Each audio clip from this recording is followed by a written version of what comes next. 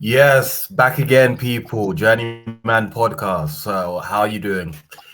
With my colleague Don Salso, about to run through a quick the Excel of the best Man United squads. So, Come on. we'll see how that goes. We'll see who he picks. We'll see who I pick, and then we'll try and get together an all-time squad based on two big United fans. So, what I'll do, I'll pass it over to you, Salsa. I'll let you go first. I'll let you choose which goalkeeper you think is going to be the best goalkeeper. I'll give you my opinions as well, and then we'll just go from there. All So, right, who do you let's think is go. going in at goalkeeper? Hey, man, look, yeah, I've been watching United since the 90s, so there's only one goalkeeper for me personally. That don't get me wrong, there are honourable mentions. We got De Gea. We've had a few suspect goalkeepers over the years, but there's only one. There's only, you know, the Big Dane, the guy who could stop anything. He could stop a train if he wanted to. Mr. Schmeichel, Mr. Peter Schmeichel. Come on. Okay. To be honest, I can't really argue with that one. Like you said, I think there are some honorable mentions. I think Schmeichel obviously is the top one, but then you have other ones like Van der Sar, De Of Gea. course. I think get a good shout. I think especially Van der Sar and Schmeichel. I think that is pretty close. I would say, in my opinion. 100%. But Don't get yeah, me I would wrong. say Don't get me wrong. I know when Van der Sar moved from yeah. Fulham, and came to United, like it was a breath of fresh air. Everyone looked at him and thought, yeah, do you know what? We've got someone who can match Peter Schmeichel. And to be fair, he had a very good career at United. He had a very, very good career at United. Do you know what? I was actually surprised that he actually even moved to Fulham in the first place. Out of all the clubs he could have gone to at basically the peak of his career. Do you know what I mean? He was a good goalkeeper before he went there. Juventus number one for how many years? It was crazy. He already Like, won so Champions League with do Ajax. you know what I mean? To end up at Fulham, I was shocked. But obviously you have to remember, when they have that El Fayed money, hey, come on, that'll make anybody go play for Fulham. Oh, them days are wild. I'm telling you, Fulham had. Hey, and do you know what? They had a decent Europa League run. To be fair, I remember they were doing bits in the Europa League them times. So you know what I mean, Mr. Bobby Zamora there. But Yeah, we that was after digress. Van der We Sar left, digress. though. Yeah, Yeah, that's true. that was what's the other called? Mark Schwartz the time. Yeah, yeah, yeah, That yeah. was when he Remember? was in goal them time. Yeah. That was Jeez. like the 2010, 2011 times. Yeah, I remember that run. Yeah, they had a good run there, but yeah, definitely. But yeah, I think out of the keepers, I think the strongest competition would be between those two. I think in terms of just pure shot stopping ability, though, I would have probably gone for De Gea. But I think overall, what they've achieved at the club, Yeah, the yeah, longevity, I think it's either Schmeichel or Van der Sar, and I think for me, maybe Schmeichel just for the iconic status. I think just kind of come edges on, it he's a treble winner, for man. Van der We had Sar. to give it to him. Tip the hat, as they say. Oh, but Van der Sar did win three league titles in a row and the Champions Yeah, League, so yeah, he did get he did have a good run yeah, himself. To be yeah, fair. Yeah, yeah, he did. 100%. But yeah, I think Schmeichel is a good choice for us definitely. So let's move into right back now. So right back again, I think right back unless we were missing something, I think the right back should be pretty obvious. So I'm sure we're probably going to go for Gnevs.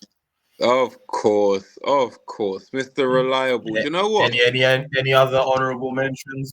Do you know what? All right, cool. Like this one's going against the grain, and you know what? I'm like, I like a little bit of controversy, but you know what? I liked Raphael. He wasn't the greatest. I did Like, like I'm not Raphael. gonna for an all-time team, he would never get into it. But I liked Raphael. He played a good game.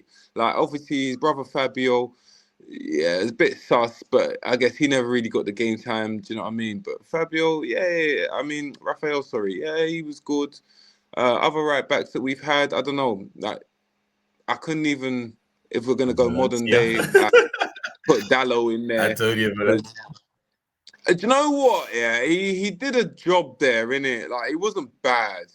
Like, I'd put him in my team over Dallo. Let's put it that way. I'm not gonna lie to you. He's been hurting me, Yeah, like, definitely. recently. Watching him play football is kind of painful, you know. Like, Okay, I get it. Going forward, you're a decent player, but you can't. Do you know what it's like? You're just a really rubbish version of Trent. Is he decent going forward? Dallo's one of those players. It just you have to flip a coin if he's going to be good going forward or not, and you have to flip a coin if he's going to be good at defending or not. Because 100%, 100%. And he's just one of for the those fans ones at where home, it's very up no, and down with him. Like you never know what you're really going to get on, not just on a game to game basis, but on a possession to possession basis. 100%. And Good, just for the fans at home as well, we're just going to let you know that obviously we're recording this on Boxing Day night. So I've just watched the Man United match and I saw some very suspect behaviour from him tonight. And to be fair, in our last game. So I'm just throwing that one out there. Anybody wants to comment and say that he did well or whatever, please feel free in the comments. But yeah.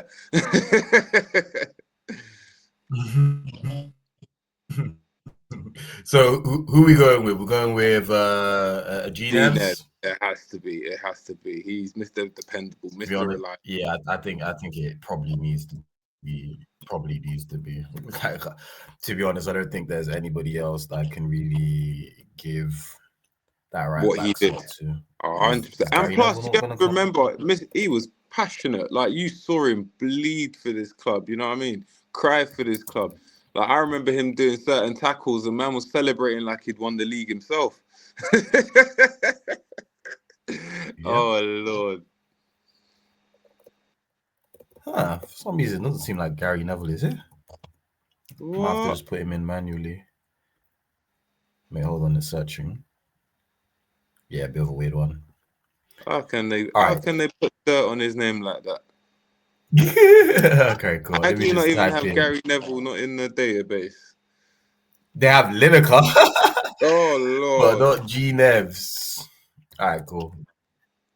Let me just add it manually like that. It's fine. It doesn't really matter.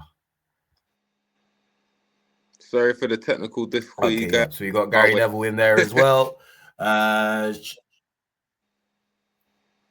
Exactly that. But yeah, so are we going to go centre backs now? What centre backs are we picking? Hey, bro, there's only one partnership I want to see on there. I think centre. But I think centre back is a bit more difficult than right back, which I think was pretty straightforward. I think with centre back, I think there's quite a decent competition there. But yeah, what would you say the partnership is? I think I kind of know which one you're probably going to go for. Yeah, you know where I'm going with this. That Vidic and Ferdinand combination was crazy. They just complemented each other so well. And you know what? A lot of people say, oh, yeah, but they weren't the best. But if you think about it, you've got all the cojones of Vidic just going in for the kill. And you had Rio, who had the pace and the flair. And I know when I say flair, people expecting stepovers. But, you know, like him as a centre-back, he was very, very effortless with it, you know. And having a partner like Vidic, as I said, to complement you, to do the hard stuff where you weren't doing the hard stuff, and he could bring the ball out from defence and Vidic could crunch. Do you know what I mean? It worked. It was a partnership made in heaven. For me personally. Don't get me wrong, we can always go back to the early Fergie days, you know. He had some very good centre-backs, but for me, yeah. Yeah, exactly. Back the first partnership where we won the league, Pallister, Bruce. Then we have after that Progressive when we won the treble. You have Ronnie Johnson and Yap Stam. So there's a few. Don't get me. Names Yeah, that. Even one thing I was gonna say. One thing I was gonna say is I think with Vidic, I think with me anyway, I think it's between. I think in their prime anyway for United, I would say it's between three. I would say it's those two, Vidic, Ferdinand, and then I would actually throw Yap Stam in there as well. 100%. We did have other centre backs like a Varane, but I think Varane, obviously, he came towards the he was still very good for us. I think in terms of just what he won and everything, he'd already won everything in his career. Didn't really extend his career further on with United. But I think players that actually came to the team and won like the big trophies as well. So I think Yap Stam definitely does get a shout. No, 100%. And people could even say that I think in terms of just pure ability, I think in pure ability, Yap Stam was probably ahead of Vidic. But what I would say is probably in what they've achieved for the club and just like their tenure at the club, I would say that Vidic, his longevity at the club probably just gives him the slight edge, in my opinion, I would say. But I think that one, in terms of ability and overall, it is a close one. But I think definitely Ferdinand is going in there for me. And then, yeah, we'll put his partner Vidic alongside him. 100%. Left back is another controversial one because I think that one is as well quite a tricky situation there, I would say. I think there's, for me anyway, I think there's two main names that will come up for me, there's three that left back side. So who are you going for? So who would you say? All right. So ideally, because obviously I'm all about nostalgia, I'm always going to say Dennis Irwin. But there's another two guys I would love to mention in that position. So obviously, you've got, I love this game, Mr. Evra, of course. I love the way he played. And do you know what? When this third player, and he's an honourable mention because he won't be up there, but he's an honourable mention, he deserves it. Gabriel Heinzer, when he first came to the club, he was a left back. And you know what? He did. For me, I liked him there. I'm not going to lie to you. I liked Heinzer as left back. I feel like he didn't do a bad job. He was a good player. Yeah, no, he was a good player, but I think in terms of just what he's won at the club, like he came in a kind of transition period and then he kind of left when we then started winning again. So, but he was, I do agree, he was good for us, but I think he was only there for 2-3 years before leaving. So I don't know if I can. Do you know what it is? It's the nostalgia of Champions League nights. Yeah. It was those Champions League nights with him in that. I remember that red kit where we used to have with that bad boy little crest. Oh, yeah. I can see him with that number 4 shirt now as well. Come on. So, but I don't know. For me, it's definitely going to be between Patrice and Dennis. I don't know who you'd go for personally because they both did bits at the club. I would say, for me,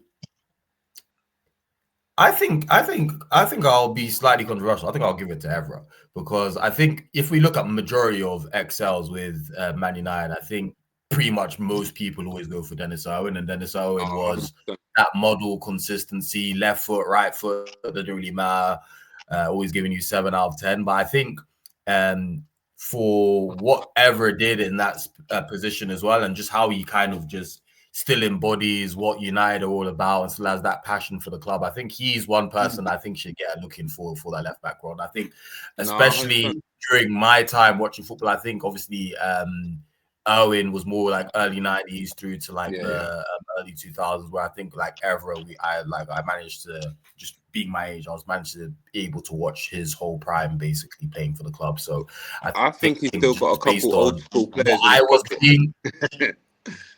Yeah, exactly. So I think from what I was seeing myself, I think I'll give Evra the shout, to be honest. Even Patrice wasn't there either. But yeah, let me see Patrice if that comes up. If not, I'll just type his name in manually. Okay, yeah, no. All right, let me just type in Evra. 100%. I'd agree with that. I think what it is, I think certain icon card players are there, but then because Evra doesn't have an icon, he's not there. Yeah, I know. That's what it is. But yeah, so let's move on to the right wing then. We have this one's a sticky one. This one is sticky because I don't even know if it's. I don't even know. Actually, it depends. It depends on how you. I think one player, he either is going to go in on the right. He's either going to go in on the right or the left, or but then he's going to be in either ways. So I think the player I'm talking about is Cristiano Ronaldo. I think he's either going to go on the right or the left, and then I think it's a tricky one between him and Golden Balls, of course, with Giggs and Beckham. I think it's a toss-up between those two. But personally, and you know what, if we're gonna go this 4-4-2 and what Ronaldo came in to do, do you know what? He edges it for me, man. That kid, when he came in with his spaghetti hair, do you know what? I looked at him and thought, do you know what? We've signed someone I don't decent. think Ronaldo even edges it. I think he's 100% in the team. No, 100%, 100%. I think And he's 100%. as I said, when he came in, spaghetti head and all sorts, I knew we had a player on our hands. I genuinely knew. Do you know what? I had every faith in him to get better, but I just never thought he'd reach the levels that he did. And even before he moved to Madrid, obviously he turned into some superhero at Madrid. But even at United, what he was doing to people, it was evil, man. It wasn't fair. Do you know what I mean? Like, someone shouldn't have been that good, that young, and it was raw talent. And I know people love to compare Messi and Ronaldo for the players that they are, but people seem to forget Ronaldo's early career at United and what he had. Do you know what I mean? Messi, yes, he's pure talent, and he's not one of those guys who really had to work at it. But even with Ronaldo, as I said, when he was a raw talent and he hadn't been as polished as what we saw at Real Madrid and all of that, but he was still a different class, man. Like, I see him put players on the floor that he had no right putting players on the floor at that time in his career. So don't get me wrong, David Beckham, that wonderful right foot of his, like, I'm sorry, I know he is the guy, but for me, Ronaldo, yeah, he was just a problem, man. Yeah, I do agree, but I think David Beckham definitely does get a shout out, I would say, because 100%. I think because of Beckham's celebrity, I think a lot of people kind of downplay the type of player that he was. Whereas this guy from right midfield, not even right wing, right midfield, used to get us between 10, 15 goals a season. And I think even now, he still holds the joint record for assists in the Premier League. I think it's still joint with like Ozil and De Bruyne. I think all three of them have the joint highest assists in the Premier League. I think right foot, one of the greatest right foots that I've ever seen in terms of just precision and accuracy and just hitting everything. The thing above all of that as well, the two things that I would say above everything with just how he was his work rate. This guy was always tracking back, working as hard as possible, and you would think that being a superstar and a global name like him, he would be lazy on the other end, but no, he always gave 100%. Forget all of that. You've heard forward, going back. Heard the things that Rooney said. Yeah, exactly. You know what I mean? Even first one on the training ground, last one to leave. Yeah, exactly that. So even with all of that, I'm even going to get into even some of his teams, but even with all of that, going backwards, going forwards, was always giving 100% effort, amazing work rate, and then above all of that, I think David Beckham gets underrated as because he is one of the most clutch players in I'll probably say in history. Because if you think about the things that he done on our Champions League run in 99 to the final, both the balls that came in were again from him. He was even second in Ballon d'Or that year, I think, as well, which probably could have even potentially even won it that year as well. The free kick to England to take them into the World Cup as well. Like he's always been a clutch player. And I think if you look at the way all of his teammates talk about him as well, Zidane, Roberto Carlos, Ronaldo, they all talk about him like he was one of the best players they've ever played with. So I think he doesn't get his flowers, but I think he's definitely a shout. He should, because even I think Ronaldo is definitely better than him, though. But I think Beckham doesn't get his flowers. But people forget what Beckham did after he left United and after he left Madrid, going to AC, doing what he did there, going to PSG, doing what he did there. He deserves it. He went around the world and started still won. Do you know what I mean? He's a serial winner, so you got to give him that. And he was a part of a good team, and he still stood out, especially at his older ages. So yeah, you got to give it to him. But Ronaldo wins. Definitely. But yeah, of course. Ronaldo was just a different level to pretty much. All right. So other than Messi, pretty much the majority of the history. So before we get to the, I think central midfield for me. Nah. Let's save that one because that's a techie one, bro. Let's go to that. I think center midfield is pretty straightforward for me, but I think, but it's if it was a 3-man midfield, it would be I would throw another guy in, but I think with center midfield, I think it's pretty straightforward for center midfield for me. I think we should go for center midfield now. For me, I think we can't go anywhere other than Paul Scholes and Roy Keane. I think, especially in a 4-4-2, I think it has to be those two. Cool. So then I know your honourable mention for that other midfield would be Bruno. It has to be Michael Carrick. Do you know what? I'm actually happy you said that. Would be my, would be my honourable mention. But I think just it has to be them two for now. If it was a 3-man midfield, Carrick would get in straight away. But I think with a 2-man midfield, I can't look beyond. You're forgetting Mr. Fletcher as well, the Flying Scotsman. But yeah, the original McNugget. He's not on Paul Scholes or Roy Keane. No, of course. Those two were a level above majority of midfielders. I'll give you that. But yeah, honourable mention to Carrick. But I think with Paul Scholes, I think Paul Scholes, especially for English midfielders, I think he was the best midfielder of his generation, easily for me. 100%. I think his talent, the way he would be able to dictate a game, I don't think there's been another English midfielder in my lifetime, other than probably, again, somebody like a Carrick. Even somebody like a Carrick, which again, it's a bit crazy how both of them played for United in their primes. But yeah, for England, they were always getting shafted or played out of position or just not. Yeah, because they had man like Steven Gerrard, which is pretty crazy. And Lampard. If you look at the what England were pretty much crying out for, especially when you compare them to the other top teams in Europe, was somebody that would be able to bring that type of control to the midfield. And I think both Scholes and Carrick could have done that for the England team, but then obviously with the way England are and the politics and things, they had to go for the action. I'm not gonna lie.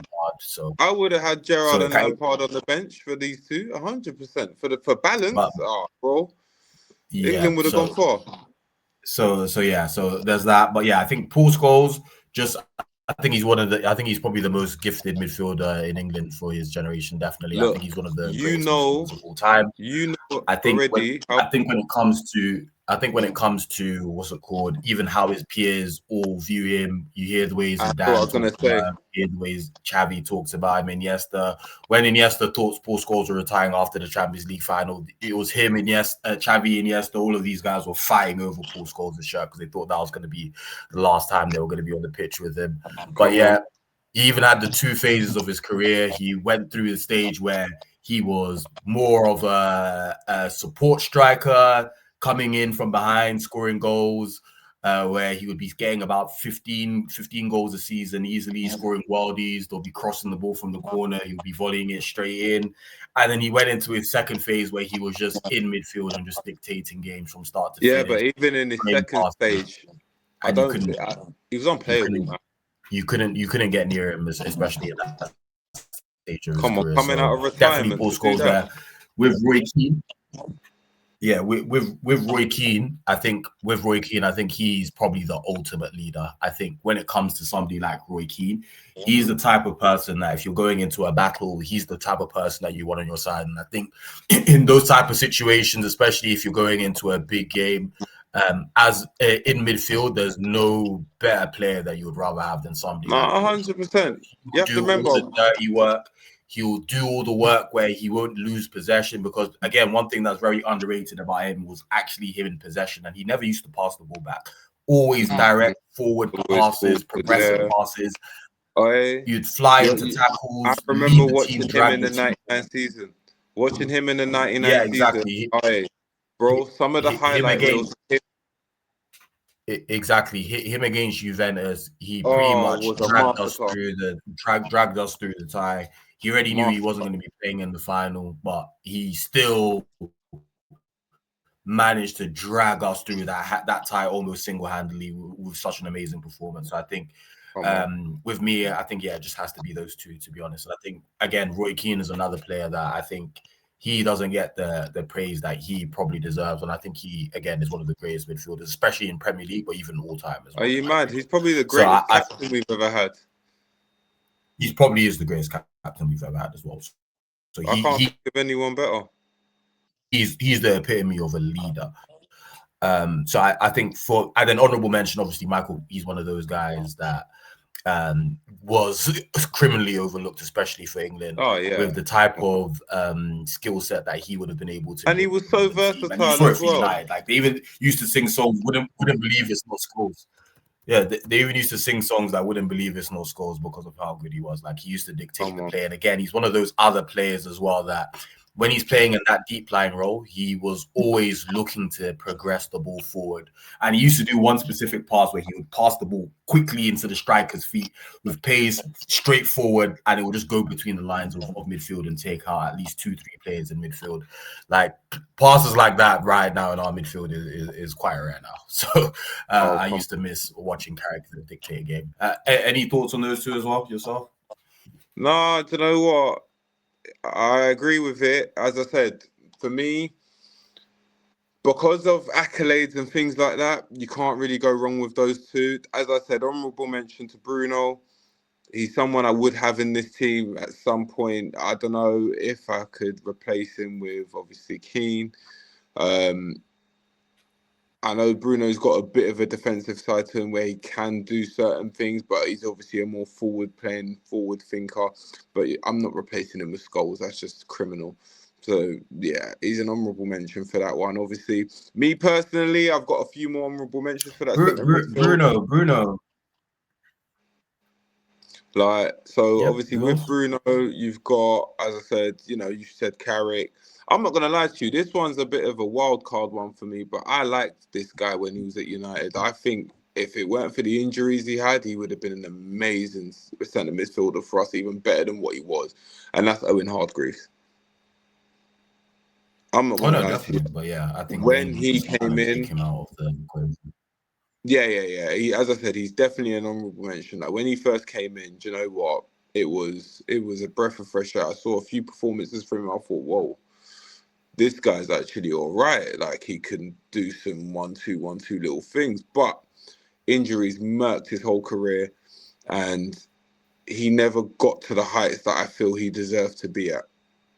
And coming from Bayern in that team, and you have to remember back then, it's not like how it is now where English players are happy to go abroad and do all of that. He was a standout one in a million. That to be even part of that Bayern team at the time that he was in that Bayern team as well,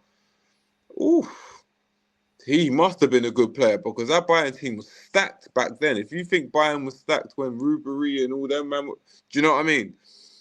I do think that Ribery Robin team was better, but yeah, of course. A decent team. But even that Bayern team would have turned up and beaten most teams. They did, to be fair. Do you know what I mean? And Owen Hargreaves played a very heavy part in that. So yeah, he gets an honourable mention from me, 100%. I hear you. With honourable mentions, I would have said somebody like Paul Ince. I think he was quite good for us, especially in the mid-90s. Yeah, he gets honourable mention, but I think obviously with the way he fell out with Fergie, I went to Inter. I think that kind of disqualifies him. I think this would probably be more in the 80s, but then he kind of led into the 90s a little bit as well. So Bobby Robson, I think he was a quality all-action midfielder for us as well. But yeah, I think with me anyway, I think at this stage it was Paul Scholes, Keane, and then if it was a three-man midfield, Carrick as well. And then honorable mention Bruno. I think Bruno, to be honest with what he's done for us recently, I think if he was in a better situation, we could be talking about him as one of the best Premier League midfielders of all time. But I think just because if he was in a better situation with a better team, Ballon d'Or. I think because of his situation and the amount that he's been able to win at United, I don't think we can put him there as of yet. But I think his numbers speak for themselves, really. So, left wing, he's a bit of a scumbag, but I think is pretty open shot case. It has to be right. Yeah, of course. Come on, bro. He was doing bits of 40. Any other people you would rather put there? Nah, there's no one I'd rather put there. Maybe honourable mention. Even though he is a bit of a scumbag, I think. Yeah, of course. What he done to his brother was deep, man. But maybe that was what was giving him his powers. You never know. Yeah. That was catching powers. The only other thing I might even potentially do. The only thing I might potentially do, and it could be a bit controversial, is I could potentially push another player out on the left wing that is supposed to be a striker, and then and try and finesse two other strikers. But I think Giggs' longevity at the club, the amount of games he's played, the amount of Premier League titles he's won, I think, yeah, it would be unfair to take him out. It would be unfair to take him I out. do have one left field though. Oh, of course. I do have one left field kind of honourable mention for a player who deserves to be in the conversation, nowhere near Giggs' level, but for what he did as part of that Man United midfield, the unsung hero, Mr. Sunji Park, who could play anywhere along that midfield. I feel he deserves an honourable mention on the left just because of what I used to see him do for Fergie. Obviously, you know what Fergie used to do, keep him as the Champions League Knights player. Do you know what? To be even in Fergie's head like that, to be like, I'm just saving you for champs because you just do bits on the big stages. Park's there. Yeah, Park's there. Even Park Ji-sung before he even came United. I remember when he played for PSV against AC Milan, and he absolutely destroyed the AC Milan that game. He scored like 2 goals, and he was just dominating them. But then to get that type of player for like only 4 million or something like that, like what about? You know what I mean? And like you said, all the big games. Park Ji-sung was always there, so yeah, definitely. I think he was a little bit of. I'm not gonna lie to you. He was clutch. He was clutch. I'd call him. He was a big game player. Yeah, he was a big game player, definitely.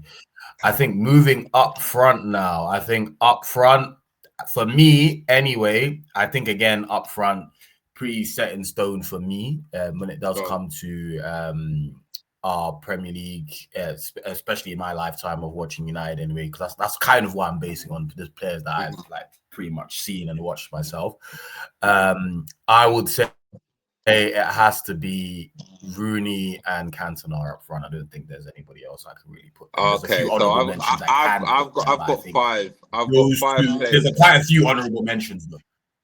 There's quite a few honourable mentions. I'll say my ones, and then obviously you can say your ones. But the honourable mentions I was thinking of, obviously Andy Cole, Dwight York, obviously treble winning season. They definitely get a shout out in that up front as well. And then I'd also say Ruud van Nistelrooy as well, which is actually my favorite player of all time. Like he's my favorite striker, my favorite player of all time. But I don't think he does quite enough to get in ahead, but I think that's definitely an honourable mention as well. And then Carlos Tevez as well is another shout that I would say, but then I think with him going City and everything after that kind of just ruined his legacy at United. But for what he was doing at United as well, and then even as well, Ole Gunnar Solskjaer, another honourable mention. Clutch came up big for us. Okay, so I got 6 then. I got 6 because you've mentioned a few of mine as well. So I would say, for the ones that I had in my head before I picked my final 2, so yeah, Ole would definitely be there. Clutch, Mr. Super Sub. You can't leave him out of your squad. If he's not going to be first 11, he's definitely going to be part of the squad.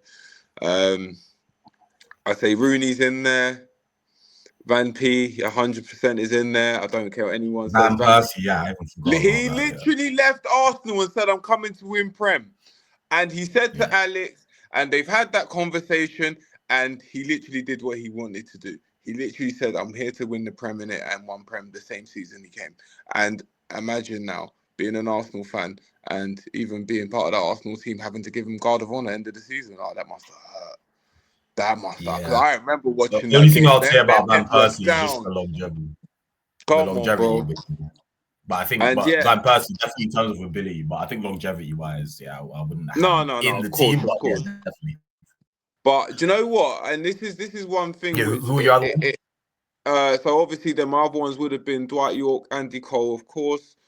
I feel especially with Andy Cole, people don't really give him the plaudits he deserves. Yeah, man, I see him do some wonderful things. You have to remember, he was always getting numbers, and this is the problem when people look at these strikers. Like, obviously, Wayne Rooney, he was a prodigy, man. He played football like he was kicking ball on the estate. Do you know what I mean? And when you can see a player do that, you're playing with absolute freedom. No one can stop you. No one can stop you from being the player you want to be and what you want to do. Look at his physique. He looked like, Dave. You're going to go play kickball with Dave at Power League or something like that. But man was doing things that you just couldn't imagine. Like, I remember that. Was he playing against, was it Newcastle? Man was arguing with the referee. Man said, yeah, F this. All right, cool. I'm grabbing the ball and look at the world he ended up scoring. Do you see what I mean? Like, you can't. He's in that all-time 11. Yeah, 100%. Who did you say you'd have strike partner? Cantona. Do you know what? Yeah, I think Cantona. See, I give you Cantona. I do. I understand why you've picked Cantona. Yeah, because at the time of what he was doing when he was doing it, yeah. But for me, if I was gonna pick, I'm not gonna lie, it'd be Goal King Cole for me and Rooney, 100%. That would be my two, just because I know the numbers of what Andy Cole was about. And if I'm comparing numbers and then what they won at the club, Cole wins. He beats Cantona. Cantona had the flair. Yeah, he was that guy. You know what I mean? He was even giving super kicks to man in the crowd. I understand that. Like, he was about this life. Like, he did not care. He just wanted to kick ball and do his thing, 100%. Even when he was at Leeds, he was doing his thing. But for me, in sheer numbers and then what they actually did for the club, yeah, for me, it's Wayne Rooney and Andy Cole. I think for me, I think Eric Cantona, and even if you listen to the way Fergie speaks about him as well, I think Eric Cantona was probably one of the most important signings Man United have ever made. And the reason why I say that is because I think if we did not sign him, the time that we signed him in that first Premier League season, where we won the first ever Premier League, I don't think United will be looked at the same way in history as we are now. If he didn't come on board, I think Eric Cantona was probably the catalyst for pretty much all of Fergie's success at United. And I think if we did not sign him, again, Fergie wouldn't be the Fergie that we remember today. So I think obviously, like you said, Andy Cole, Dwight York, like these players, in terms of what they actually won at the club, actually probably like won the bigger trophies. Like obviously Cantona doesn't have a Champions League or anything like that, but I think with the foundations that he put, again, the leadership that he was doing as well, the type of clutch goals that he was scoring, the driving force between multiple league titles. I think the first three-peat that we did, I think it was with him. He was one that he was the catalyst behind everything, I think. And I think with just the way he did it, with just the pure talent and everything, I think it has to be Cantona for me. No, personally. I hear you. You know me, like I can get behind that. I feel with Cole, with just the sheer numbers and the consistency of him. You have to remember he was with Fergie for a minute. And that's why I say that I feel like with his career don't get me wrong, I hear what you're saying about Cantona being the catalyst. 100% I can understand that. He was the start. He was the mold. He was what Fergie based his buying strikers from then on. Do you know what I mean? So I understand that. And do you know what? He is a legend in his own right. Do you know what I mean? Like, you can never really discount Cantona. It's just me personally. Like, Cole, if you're gonna say Cantona was the guy, then who better to pass the reins on to than someone like Goal King Cole? Do you know what I mean? Like, man had nicknames for days. That's how much he was. And even when he was at Newcastle, he was doing numbers. Controversially though, I think controversially, I actually think Dwight York was slightly better than Andy Cole. I think Dwight York was the more complete footballer than Andy Cole. Andy Cole was the goal scorer more, yeah. But I think in terms of like the link-up play, like what you can do for the team, I think Dwight York was actually slightly better. I'll give you that. But I think them as a tandem quality team. Yeah, but you have to remember. But I definitely think I think it has to. I definitely think it does have to be Cantona, bro. Like I can't see it. Like I think like if Rooney, obviously he's now our top goal scorer of all time. It has to be Rooney, and I think with what Cantona did as well, it has to be him.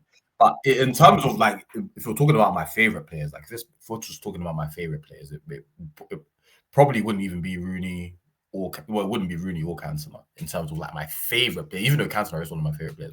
I'll put Ruud van Nistelrooy up there if I was just picking my favorite players. But if I'm going like trying to be objective and trying to pick like the best, I think I would have to go for Rooney. I'd have to go for Cantona, to be honest. No, I hear But I you. think if we're just picking my favorite team, I think I'll rearrange certain things. I think the only one I've kind of led more towards like my favorite rather than like that where I kind of lent more towards Evra. But I think that one's even a toss up as well. So that one I kind of just went on my preference. But I think with the gap of with what the two strikers, Rooney and Cantona have done, I think that gap is, I think, slightly, in my opinion anyway. I think because Cantona, if you look at United, like Cantona is a United legend. Cole, is he legendary status? Nah, 100% he's legendary status, bro. You have to remember some certain clutch goals he was scoring, things he's won. Bro, you have to remember the goal he scored against Tottenham. Hey, bro, that was like Birdcamp-esque. You have to remember, like, what he was doing Champions League. And you have to remember, he was doing this season upon season. His numbers are great. His numbers are not even good. They're great. He did have very good numbers, but I'm just thinking, like, I think you have to remember. I think I would give him. I think with what he's won and everything, I think I would be able to give him. Because you have to remember, yeah, he came from a time where I think I would. But it was the thing is with United is there's a lot of legends. It's stacked in terms of like people that are legends. So, but I think Andy Cole, with what he's done, treble, multiple league titles, 3-peat as well. So I think, yeah. Come on, the FA Cups, all of that. Yeah, I think though. I think we are. I think for the strikers though. I think for me, I think it has to be on this one. And the reason I'll let you have Cantona on this one is because of what you said. It is simply because he was the mold. He was what was set at the beginning, and he was what Alex Ferguson went forward and kept on buying. They were Cantona-esque players. Not really. No, think about it. Not really. Like I think in terms of the Cantona-esque type of players, like you probably have like a Berbatov, somebody like that, who's kind of Cantona-esque. I think Rooney was it was a bit more industrial than what Cantona was. Obviously, he was amazing technically, but I think Rooney was just picked up off the estate, and that was it, bro. Yeah, Rooney done a lot of the dirty work and was more of just that street type of footballer style. But I think in terms of just like actual elegance on the field, I think it's probably Cantona and then just Berbatov really. You did not watch this. I see. This is it. You have to remember, my United history is a bit older than yours, isn't it? And you have to remember, I saw what Cole and I saw what Cole and Dwight York did as well. Cole and York together was poetry in motion, bro. No, it was. Like, they were doing things that it was like, oh, who can I compare them to? It was like, when two people are just so in tune, they don't even have to think about it. You already know where your strike partner is going to be past that ball.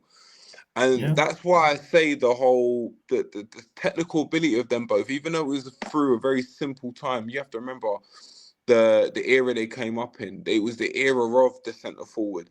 How many centre forwards were there in the world who could do bits like they could do? Do you know what I mean? You had your Ronaldos at these times at his peak. You had it was the names are crazy, man. Like Birdcamp, you had there's too many that I can't even name them because I know there's so many at this time. Do you know what I mean? So to stand out from all these centre forwards all around the world, and you have to remember doing this as an English player as well. Did they stand out? Oh, they stood out, man. They stood out. I think they were world class players at that time. Yeah, definitely. But I think stood out. Like I don't think, especially at that time, I don't think anybody was doing. Brother, they were winning chat, man. You have to remember. Yeah, but I'm talking about individual ability. Like obviously then. Oh yeah. No, I hear you. It's a bit different to like with nowadays. I think especially with strikers back then, I think like there was a lot more like strikers like world class strikers. Yeah. The football was a bit they were on the level where of course I think they were world class players. I mean, obviously you have to be world class to be winning trebles. So I think they were world class players. But I think in terms of saying they're on the level of like a Nazario, I think like that guy is arguably in terms of raw ability, that guy is probably the greatest player that's ever played the game. And that's what In I'm terms saying. of raw ability, but obviously in regards of raw injuries, technical things like ability, that kind of messed up. But yeah. No, in regards to Yeah. raw technical ability, In terms yes. of raw talent, like I don't think the only players I've seen similar to that type of level is obviously you have your Ronaldinho's and then like to be honest, I think there's 3 players that are on that kind of that technical level is obviously Ronaldinho, I would say also Messi, and then I would say Maradona as well. Yeah, but when In I terms say of just that strikers raw of that technical ability, I'm talking about players like Raul and these types of strikers. You know, you had even your Jan Collars, and these are just all these are all centre forwards who were just there for goals. Do you know what I mean? This is what I mean by the ability of being that goal scorer. There were so many. Yeah, goal scorers. But then I would say even if we're talking about pure goal scorers, is Andy Cole better than Alan Shearer? I don't know if he is. What? So you're trying to tell me if you put Shearer in that United team, he would have got the stacked numbers that potentially? Yeah, do you know what? I hear it because with service and that quality of player. I think Shearer was an overall better player. But obviously with Shearer, because of the career path he chose, he did not win anywhere near as many trophies as he should have won. But if you want to talk about a goal scorer, Alan Shearer was a pure goal scorer. But I think Andy Cole, again, I think Andy Cole definitely is one of those underrated players. I think he kind of gets overlooked, especially when you look at the Premier League all-time scoring list. He's up there, I think, in the top 4. Top 4, top 5. Like he scored a lot of goals, and he scored goals at every level. When he was getting Newcastle promoted, he was scoring like 40 goals. Came in the Premier League, didn't miss a beat. Scored like 30 goals a season for Newcastle. So understand why I hold 20, him in 30 such goals. high Like he was regard. consistently, You see a what I bad mean? So this is why I hold him No, in of course, such high regard. I completely understand. If we're talking about the great. Yeah, I completely understand that. That's why he was one of my honorable mentions as well. Like I think you have to mention players like that, and I think especially with somebody like a Cole and even a Dwight York as well. I think with how history is, those type of players kind of get overlooked about how good they were actually in their time. So it is always good to remind players of just how good that they were, because they were, especially somebody like Andy Cole, which I think both of them even actually have kind of got overlooked as time have gone on. But I think for United all-time XL, for what I've seen, I can't go anywhere other than Rooney and Cantona, in my opinion. Rooney just simply because he's become of all time, and then Cantona, I think none of what Fergie built would have happened if it wasn't for Cantona. 100%. I'll give you that. Yeah. So I think this is the team. Obviously, honorable mentions that we mentioned. Obviously, players like Michael Carrick, David Beckham, Dennis Irwin, all of these players could have got in easily. Van der Sar, Ruud van Nistelrooy, obviously Andy Cole, Dwight York, Solskjaer. Even one that I actually did like watching for Man United, but again, I wouldn't put him in an all-time XL. Berbatov as well. I did like 100%. Oh, he was effortless. I think this is a pretty solid team. Yeah, exactly. But I think this is a pretty solid team, really. You guys can let us know what you think as well. Let us know if we've missed out anybody. Like I said, we've kind of limited it to kind of the players that we've kind of watched play during the 90s and everything like that in the Premier League era. But obviously, if you guys have some other thoughts about who you'd want to put in the team based on, it can be all time from as far back in history as you want, or it can be maybe the ones that you've personally watched yourself, then you can let us know some suggestions in the comments. And have you got anything else to add to that, Don Salsa?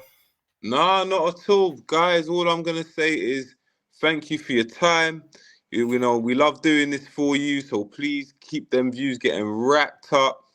Please like, subscribe, just watch the page, because you know what? You're just going to see sometimes pure chaos, but you're going to get the right facts. And we do this because we love football and we love you guys. Yep, definitely. I agree with that. So, yeah, we'll try and keep the content coming and try and be more consistent with you guys. But yeah, definitely let us know what you think about this video. And then any other suggestions or videos you'd want us to do as well, let us know in the comments, and then we'll see Please if we're able do. to get those ones out for you as well. But other than that, take care, people. I think Cheers. just before we go, we're gonna try and do a few more episodes for you. Yeah. Maybe a couple of wild card all-time greatest teams for other teams. We won't be so biased, you know. We might throw Liverpool in there.